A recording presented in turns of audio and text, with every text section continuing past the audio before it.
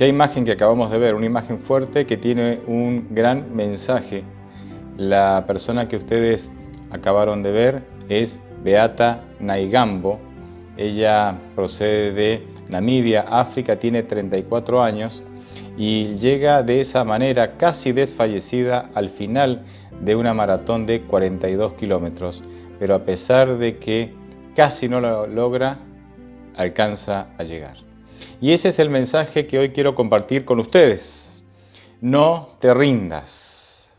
Es fácil decirle no te rindas a alguien que no está teniendo ningún tipo de problemas, a alguien que está superando la competencia o llevando adelante la carrera de la vida sin ningún tipo de problemas. En realidad, esta frase, no te rindas, es para aquellos que sentimos que vamos a desfallecer, sentimos que no vamos a poder, sentimos que no vamos a llegar.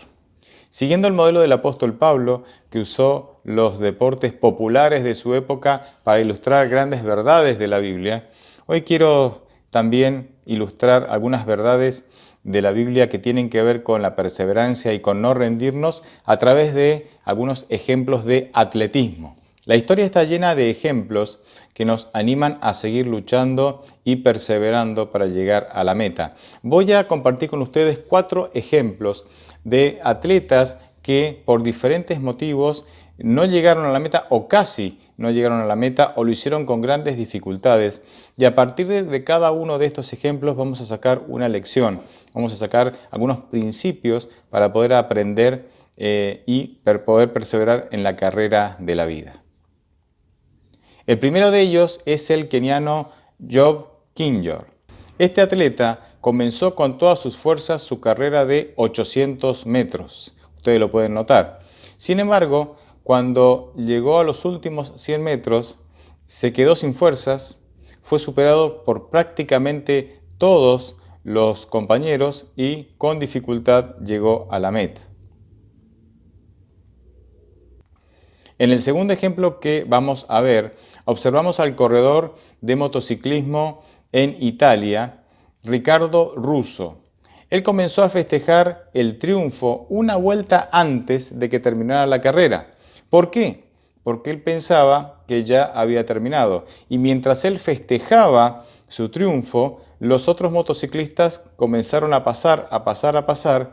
Luego de unos segundos, él se dio cuenta de que no había terminado la carrera y aunque retomó la competencia, fue superado por varios compañeros y ni siquiera pudo alcanzar el podio. En tercer lugar, vamos a observar un hecho histórico y la verdad que muy extraño que sucedió en la maratón de Venecia en el 2017. Allí, 6 kenianos encabezaban la carrera y se desviaron del recorrido en el kilómetro 30 de la maratón. Recuerden que la maratón es de 42 kilómetros. Cuando la persona que les marcaba el camino, el guía, que iba en una moto, se equivoca de camino tomando la autopista y luego de 20 segundos de haber recorrido el camino equivocado, se dan cuenta y, vuelven, bajan de la autopista. Sin embargo, aunque retomaron la ruta correcta, ya fue demasiado tarde, ya que el italiano, el Joy Faniel, aprovechando esta dificultad no voluntaria de parte de los kenianos, ganó la competencia. Y por último, les presento una recopilación de casos de personas, de atletas, que no pudieron completar la competencia, no lograron llegar a la meta por diferentes motivos. Esto pasa con más frecuencia de lo que uno se entera, porque obviamente la prensa o los titulares siempre son ocupados por aquellos que llegan a la meta o por los primeros puestos. Pero estas personas se cansaron, no llegaron a completar la carrera. Déjenme entonces extraer algunos principios y algunas enseñanzas de cada uno de estos videos que compartí con ustedes. En primer lugar, notamos que el atleta comienza con todas sus fuerzas y se cansa antes de terminar. A veces notamos como cristianos o dentro del cristianismo, de personas que comienzan con mucha fuerza en la vida cristiana, que comienzan mucha fuerza en su relación con Cristo, comienzan mucha fuerza en las actividades en la iglesia, cuando se unen a la iglesia, pero no pasa demasiado tiempo cuando comienzan a cansarse, comienzan a desistir, comienzan a desanimarse y ya no tienen la misma fuerza que antes. Esto puede pasar por diferentes motivos. Yo voy a citar ahora un pasaje en las Escrituras que de alguna manera representa a este tipo de personas. Me refiero a Juan capítulo 6, versículos 66 y 67, y el texto dice lo siguiente: Desde entonces, muchos de sus discípulos volvieron atrás y ya no andaban con él, es decir, con Jesús. Dijo entonces Jesús a los 12, ¿quieres acaso iros vosotros también? Aquí, cuando nosotros leemos el Juan capítulo 6, que es donde Cristo se presenta como el pan de vida, Juan capítulo 6 es el capítulo posterior a la multiplicación de los panes. Es decir, después que Jesucristo alimentó a miles de personas, claro, se llenó de seguidores.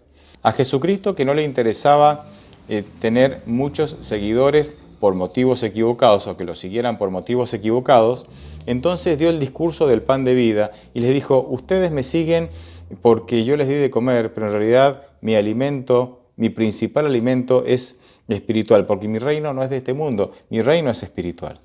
Y cuando Jesús los confronta a ellos con esta realidad, muchos se desaniman y se van. De hecho, Jesús les pregunta a los 12, ¿verdad? A los más íntimos, ¿ustedes también quieren irse? Bueno, no lo leí, pero ahí están las famosas palabras de Pedro que dicen, ¿a quién iremos si solo tú tienes palabra de vida eterna? Hay personas que comienzan a seguir a Cristo con mucho entusiasmo, pero cuando comenzamos a seguirlo con los motivos equivocados, es decir, cuando comenzamos a hacerlo no conociendo o no experimentando los motivos correctos, es muy probable que nos desanimemos ante las pruebas, ante las dificultades. Es muy probable que abandonemos la iglesia, que perdamos el entusiasmo y ya Cristo no sea tan importante en nuestra vida.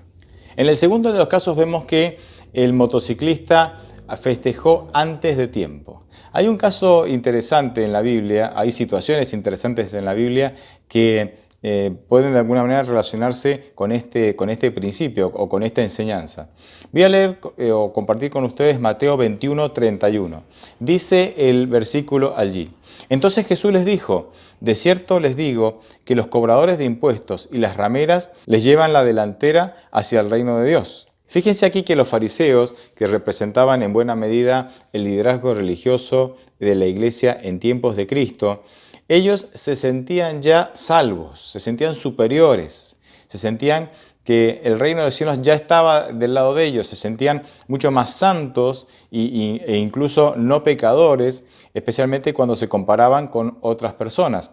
Sin embargo, Cristo los ubica en tiempo y forma y les dice que aquellos que ellos consideraban pecadores, y que obviamente lo eran, publicanos, pecadores, prostitutas, estaban por delante de ellos en el camino al reino de los cielos. ¿Por qué? Porque estos últimos, los que eran considerados pecadores, reconocían su condición y hacían de Cristo o buscaban a Cristo para poder salir de su condición de pecado y de su condición perdida y buscar a través de Cristo la vida eterna. Los fariseos, que se creían mucho más santos, en la parábola del fariseo y el publicano nosotros notamos este contraste, ¿verdad?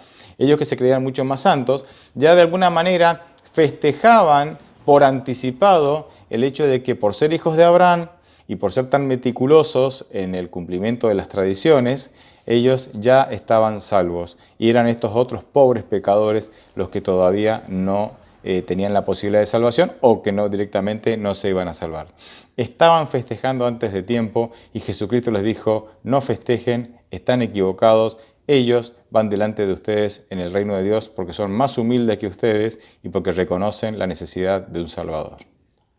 En el tercer punto me voy a detener un poquito más. Aquí en el video ustedes pudieron observar que personas sinceras, corredores profesionales, con todo el deseo de ganar, con toda la preparación, con todo el talento, con toda la capacidad, no lograron alcanzar la victoria porque aquellos que los tenían que guiar en la ruta correcta se equivocaron. Aquí hay una gran enseñanza.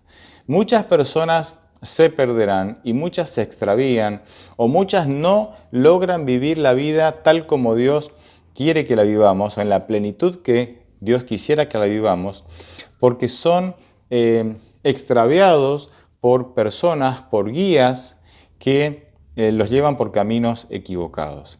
Elegí 2 versículos, pero podríamos elegir mucho más. Déjenme primero compartir Mateo 15:14, cuando dice: déjenlos, pues son ciegos que guían a otros ciegos, y si un ciego guía a otro ciego, ambos caerán en el hoyo. Estamos viviendo una época muy interesante. La comunicación global nos ha permitido tener grandes ventajas, especialmente en la predicación, pero también la comunicación global nos ha expuesto a que cualquiera puede subir cualquier cosa a las redes y convengamos que hay personas, algunas bien intencionadas, aunque equivocadas, podríamos decir sinceramente equivocados, otros que posiblemente no tengan buenas intenciones y también están equivocados. Bueno, de alguna manera hemos quedado expuestos a una cantidad de información, a predicaciones, a conceptos que no están, que no son correctos y que están a disposición de cualquiera. Sabemos que hay muchas personas que son influenciadas por estos conceptos. Así que entre aquellos que usamos los medios de comunicación para comunicar la verdad, para compartir el Evangelio, realmente recae sobre nosotros una gran responsabilidad y tenemos que tener cuidado de qué es lo que decimos. Tengamos en cuenta que la Iglesia Adventista promueve el pensamiento individual, pero no el pensamiento independiente. ¿Cuál es la diferencia entre estos 2 conceptos?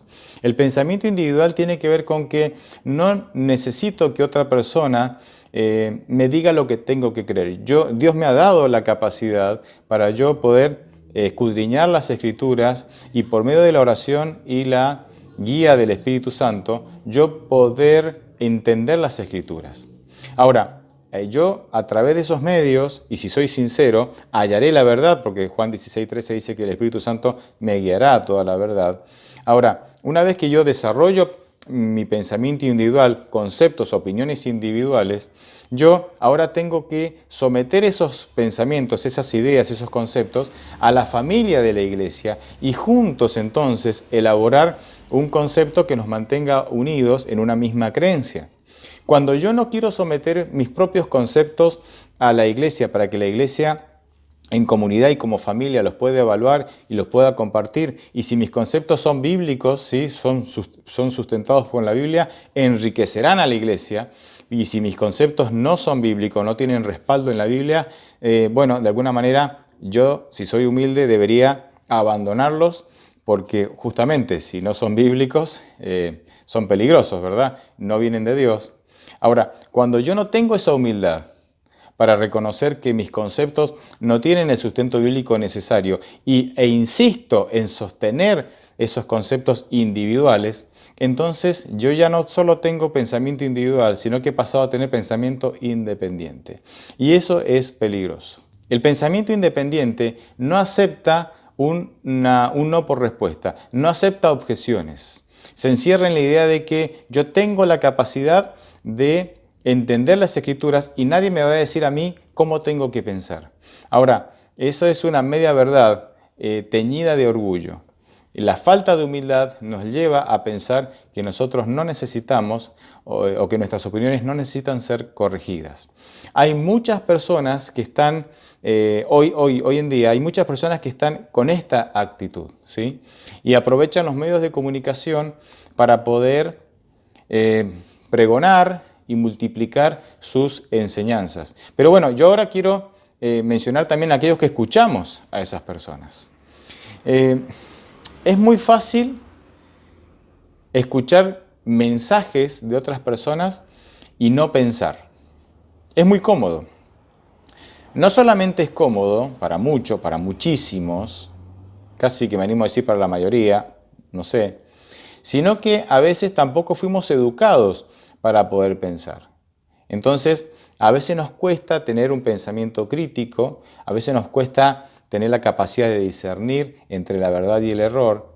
Y un error muy común o una característica muy común de estas épocas es que muchos aceptan a la persona sin cuestionar el mensaje. Y esto para mí es un gran error. Nosotros hoy tenemos que aceptar el mensaje, más allá de la persona. Porque la persona, ser humano, todos somos seres humanos, podemos tener caídas, podemos equivocarnos. Hoy podemos dar un mensaje certero y mañana podemos dar un mensaje totalmente equivocado. En Hechos de los Apóstoles vemos el ejemplo de los bereanos.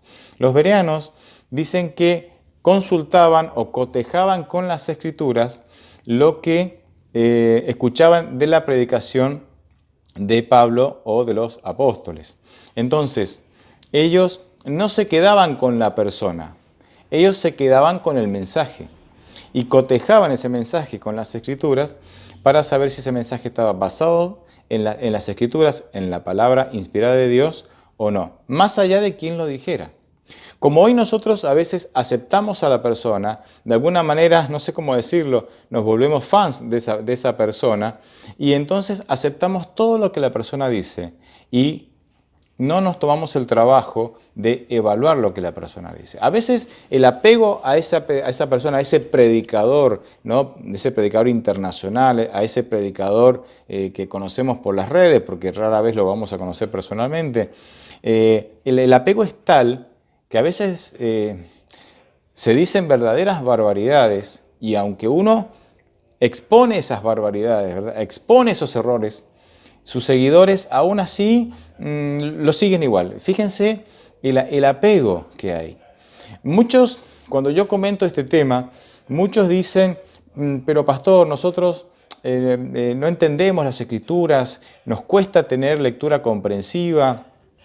No estudiamos, no tuvimos la posibilidad de estudiar teología, entonces necesitamos que alguien nos explique. Y con la era del video, donde todo te lo entregan masticadito, mucho más cómodo todavía.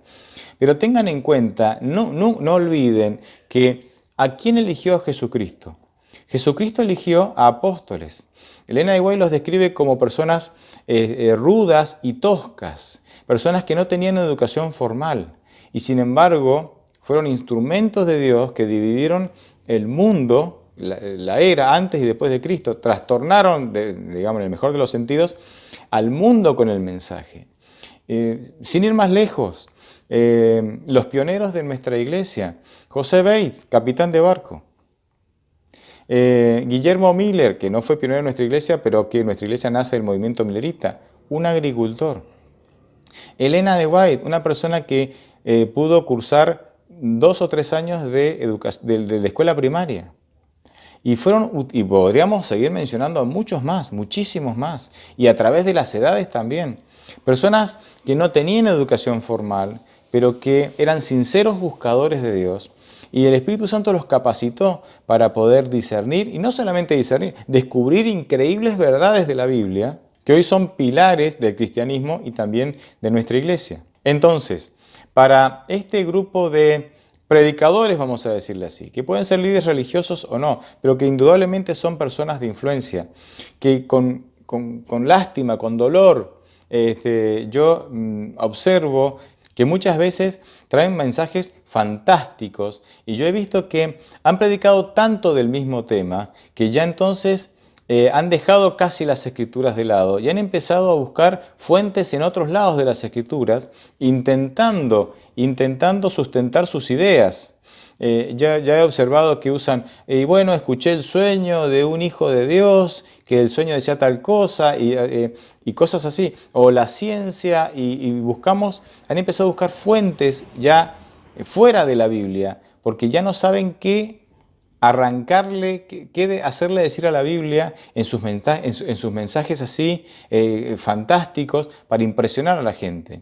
Claramente son personas que quieren llamar la atención a sí mismos.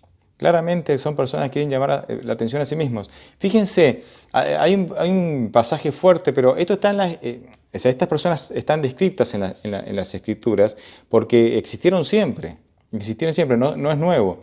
Judas 1, 12 y 13 dice: se apacientan a sí mismos, nubes sin agua, llevadas de acá para allá por los vientos, árboles otoñales sin fruto, 2 veces muertos y desarraigados. Son fieras ondas del mar, que espuman su propia vergüenza, estrellas errantes para las cuales está reservada eternamente la oscuridad de las tinieblas. Personas que creen que inventando cosas, asustando a la gente, van a lograr que la iglesia tenga un reavivamiento o que más personas se conviertan. A mí me gusta, y ya para cerrar este tercer punto, perdón que me entusiasme, pero sufro cuando veo que las personas siguen a este tipo de personas, a este tipo de predicadores, y que lo único que haces es extraviarlos. Sufro realmente. A mí me gusta el modelo de reavivamiento de María Magdalena. Podría mencionar otros modelos, pero voy a mencionar ese ahora. ¿Qué necesitó María Magdalena para ser una de las seguidoras más fieles de Jesucristo, si no la más fiel de todas? ¿Qué necesitó? Usted no hace falta que la mencione, ella siempre estuvo con Jesucristo y en los últimos momentos fue la primera en ir a la tumba, estuvo en la cruz. O sea, ¿qué necesitó? ¿Qué necesitó ella para experimentar ese reavivamiento? Para tener ese amor por Cristo. No necesitó de que le asustáramos con profecías, no necesitó de que le asustáramos con datos falsos, no necesitó con énfasis desmedidos con el tiempo, desproporcionados con el tiempo del fin. Eso tiene su lugar, pero cuando uno hay un énfasis desmedido, también se tuerce la verdad. ¿Saben qué necesitó? Necesitó la experiencia de sentirse perdonada por la gracia de Dios. Miren qué interesante. Toda persona que experimente el perdón y la gracia de Dios tendrá un amor por Cristo tal que dará todo por Cristo. Predicará el Evangelio, gastará su vida por. Hoy nos encontramos con personas que posiblemente no están pasando por la experiencia de la gracia de Dios, no están experimentando el perdón, la misericordia de Dios, porque no están de alguna manera rindiendo su vida a Dios, no están confesando todos los pecados, no están queriendo abandonar su vida de pecado. Pero claro, ¿cómo hacemos para reavivar a estos cristianos tibios que no quieren entregar su vida a Dios? Y bueno, asustémosles un poquito, dicen estos predicadores, y bueno, de esa manera, de alguna manera, a ver si los hacemos reaccionar. No es así. Cristo nunca hizo así, no es el modelo del Señor. Pasemos al cuarto punto, al cuarto video, la enseñanza del cuarto video. Finalmente, estas personas que no pudieron llegar, es muy probable que no estaban preparadas para llegar. Es muy probable. Puede haber más de un motivo, pero posiblemente no estaban preparadas para llegar. Según de Timoteo 4:10, me parece que ilustra este punto cuando dice el apóstol Pablo, hablando de Demas, ¿sí? De un hermano también en la fe, dice: porque Demas me ha desamparado, prefirió este mundo y se fue a Tesalónica. Interesante. Tal vez no estaba preparado para seguir a Cristo, no estaba preparado para pagar el precio, no estaba preparado para negarse a sí mismo, tomar la cruz y seguirlo, seguir a Cristo, como dice Mateo 16:24. No estaba preparado para hacer de Cristo lo primero en su vida, como dice Lucas 14. Y bueno, todavía el mundo estaba dentro de él. Y a veces nosotros apresuramos a las personas a que se unan a la iglesia cuando todavía no tienen una experiencia real con Jesucristo. Es cierto que no tenemos la capacidad de discernir perfectamente en qué estado espiritual está cada una de las personas, cómo está su relación con Cristo, pero deberíamos ser prudentes también con esto. Hay personas que no están preparadas y sencillamente se desaniman y sencillamente luego abandonan la iglesia, y puede pasar que, como dice el relato, el estado postrero llega a ser peor que el estado primero, ¿verdad? Después de salir de la iglesia terminan estando peor, o su situación espiritual empeora mucho más que antes de conocer el Evangelio. Quiero concluir presentándoles a Lida, que es una joven de 19 años del equipo Iguatani Sanyo. Este equipo corría una maratón de 42 kilómetros con postas, es decir, el equipo tenía 6 integrantes y cada integrante le tocaba correr una parte de la maratón. La maratón se llamaba Princesa Ekiden y se celebró en Japón. Literalmente, esta chica, como ustedes pueden observar, tuvo que gatear los 300 metros antes de llegar a la meta y entregarle la posta a su compañera. ¿Por qué? Bueno, ustedes observarán en el video que ella recibe la posta, corre con todo el entusiasmo y la preparación que ella tenía porque se había preparado mucho para esto. Era una carrera muy importante para ella y para su equipo. Pero en un momento determinado ella tiene un accidente, ella se cae y se fractura un hueso en la pierna. Faltaban 300 metros para llegar. Ella no podía apoyar esa pierna, tenía un hueso fracturado. ¿Qué hace? ¿Qué hace? Ella gatea, se entiende, ¿no? Camina como en 4 patas, como un perrito, durante 300 metros para poder entregar la posta. Suceden cosas increíbles en esos minutos, ¿no?, que ella demora. Vemos a la compañera que la espera con ansias y en un momento se levanta los lentes y se seca las lágrimas llorando. La compañera misma, dice la crónica, que decía, deténganla, deténganla. El mismo entrenador comenzó a hablar con los jueces diciendo, voy a retirar a todo el equipo, porque claro, si uno de los 6 integrantes no completa, todo el equipo pierde. Y el entrenador estaba ahí, un juez la sigue caminando e intentando, sabiendo, mirando para todos lados, ¿qué hacemos? ¿La detenemos? ¿No la detenemos? Y cuando se va a decidir detener, o sea, decirle, no, ya está, el equipo está afuera, solo le faltaban 20 metros. Entonces deciden, bueno, ya le faltan solo 20 metros. Y ella llega y le entrega la posta a su compañera y su compañera sale corriendo a toda velocidad. ¿Qué entrega? A mí esta historia me emocionó, me conmovió, porque pensé cuántas veces nosotros en la vida cristiana tenemos dificultades y nos rendimos. ¿Con qué facilidad nos rendimos? ¿Con qué facilidad largamos la toalla? ¿Con qué facilidad dudamos de Dios? ¿Con qué facilidad renegamos de Dios? ¿Con qué facilidad dejamos los caminos de Dios y ya nada vale la pena y nos entregamos incluso a la desesperación? ¿Con qué facilidad? Y pensé, tal vez nos hace falta hacer lo que hizo Lida. Tal vez nos hace falta estar más de rodillas que corriendo. A veces queremos, o pareciera que queremos correr la carrera de la vida con nuestras propias fuerzas, con nuestras propias capacidades, pero hay momentos en donde caídos y de rodillas podremos lograr objetivos y podremos alcanzar metas que de otra manera no podríamos alcanzar. Tal vez nosotros tengamos que pasar más tiempo de rodillas para poder llegar a tener esa relación que necesitamos con Dios.